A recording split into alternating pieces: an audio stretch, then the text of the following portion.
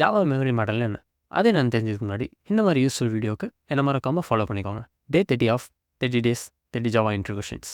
Java memory model இதுதான் ஒரு thread shared மெமரியில் இருக்கிற ஒரு வேரியபிளை எப்படி ஆக்சஸ் பண்ணணுங்கிறத டிஃபைன் பண்ணும். இது வேரியபிளுடைய விசிபிலிட்டி, ஆர்டரிங் அண்ட் அட்டாமிசிட்டியை ஹேண்டில் பண்ணும்.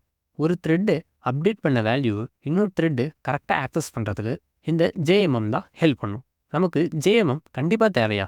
ஆமாம். அது எப்போனா மல்டி த்ரெட்டிங்கில் ஒவ்வொரு த்ரெட்டும் ஒவ்வொரு சிபியூ கோரில் ரன் ஆகும். அதனால் அதுக்கு ஒவ்வொன்றுக்கும் தனித்தனி கேஷ் மெமரி இருக்கும். ஸோ எந்த ஒரு ரூல்ஸ் இல்லைனா ஒரே மெமரியை ஆக்சஸ் பண்ணி மாடிஃபை பண்ணுறப்ப அந்த இடத்துல கிளாஷ் உண்டாகும். ஸோ அதை கண்ட்ரோல் பண்ணுறதுக்கு நமக்கு கண்டிப்பாக ஜேஎம்எம் தேவைப்படும். ஜேஎம்எம் உடைய கீ கான்செப்ட் விசிபிலிட்டி. இதே என்ன பண்ணுன்னா ஒரு த்ரெட்டு ஒரு மெமரி சேஞ்ச் பண்ணுறப்ப இன்னொரு த்ரெட்டு அந்த மெமரியோடைய பழைய வேல்யூ பார்க்காம புது வேல்யூ பார்க்குற மாதிரி இதுதான் மெயின்டைன் பண்ணும்.